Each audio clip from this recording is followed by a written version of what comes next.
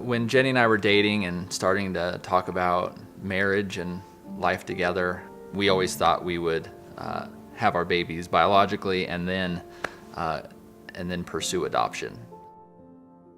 So we started trying to have kids once we decided we were ready, and it just wasn't happening. So after 2 years of trying and doing medical intervention, we decided we were done with that and that God had adoption on our plates a little sooner than we expected. So we had to grieve that we would not be able to conceive naturally. We needed to be fully in for adoption and not be constantly looking back and saying this was like a replacement for these kids that we didn't have. So we prayed for God to just take that out of our hearts, and He did. And we just had complete peace that our family would be built by adoption, and there was no question about it. The church is called to care for orphans and widows, and that doesn't mean that everybody needs to go and adopt, but the church does have a responsibility. And for us, we felt God calling us to adopt an orphan, and so that was just a loud message from Him.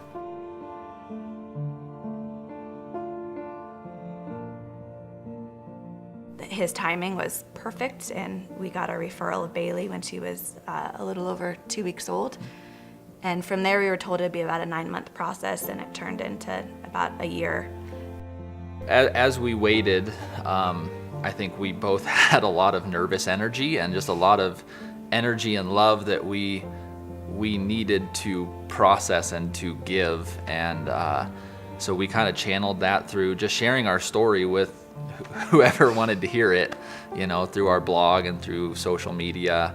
And we started just bringing a Waiting for You sign everywhere we went.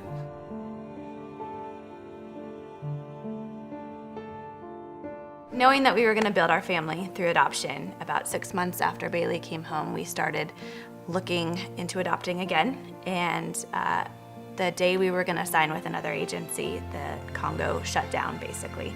So we started exploring other options. We thought we'd do international again, so looking at other countries, and just didn't feel drawn. And we just kept praying about where was our next child. Like, show us, God, where in the world are they? And so we did the home study process all over again, and the fingerprinting and the background checks, and signed with a domestic agency. We were matched with a birth mom in November, and she was due in January with a little boy. Found out in December on my birthday through some Facebook investigating that she had given birth and decided to parent, but just didn't tell anyone. So then we went back into the waiting pool in January, got matched again in February with a birth mom due with a little girl in Texas. Drove through a blizzard to be there for the birth. She was born, she was beautiful. Had her in our arms for 30 hours, and then the birth mom changed her mind. Somebody leaves that hospital heartbroken, no matter what. Adoption is hard, and it hurts, and it's messy. And this time we were the ones that experienced the heartbreak, but it helped us to understand and I think love our birth mom even more because of the sacrifice she's making, because of the decision she's making. So we were matched again in July. Birth mom gave birth in August. We flew down to Louisiana, but the time we landed, we had messages on our phone that the birth mom had changed her mind.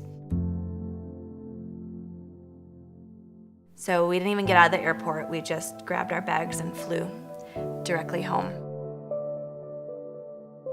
I think it's in Isaiah that it said that God will not cause pain without bringing something new out of it. And so we kind of just clung to this hope that our baby was out there. After the third failed match, we knew of another situation that we had originally said we wanted our profile book to be shown for. It was 2 days later. I woke up that morning just with a burden to just fast, and I don't fast. I like my food. I don't do well when I'm hangry, but I couldn't shake it. And so I told Jenny, I said, I just feel God telling me to just fast and pray on this situation. Really just praying for the birth mom, and if it was God's will that she choose us. And not more than 30 minutes later, we got a phone call from the agency saying, hey, she chose you. You were the first book that she looked at, And it just, I mean, I just started weeping, you know, and just in a moment where we were so discouraged, he just said, trust me, I got this. September 1st, got the call that the birth mom was headed to the hospital, and Jenny jumped on a plane. I jumped on a plane shortly after, and we're just thankful that Jenny was able to be there for Journey's birth, and I got there shortly after. And she's home. She's home.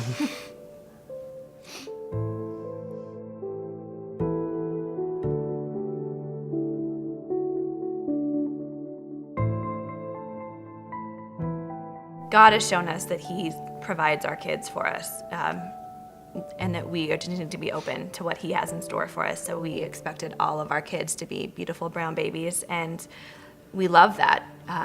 And then we got some news a couple months ago that we were pregnant, miraculously. Yes. I made something for the baby. I want you to see. Oh, yeah?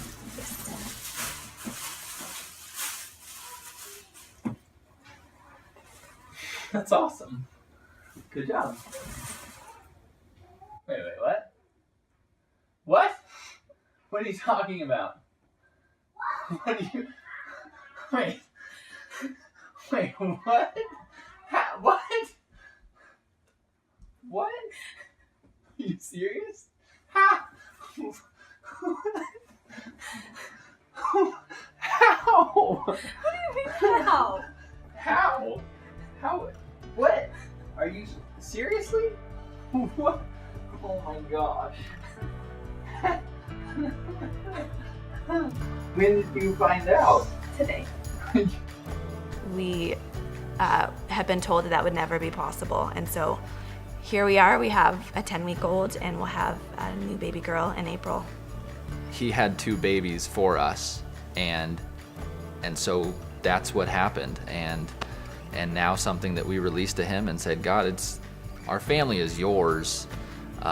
In His goodness, in his sense of humor, He's blessed us with this, you know, and we never thought it was gonna happen, and this is all for His glory. It's not us.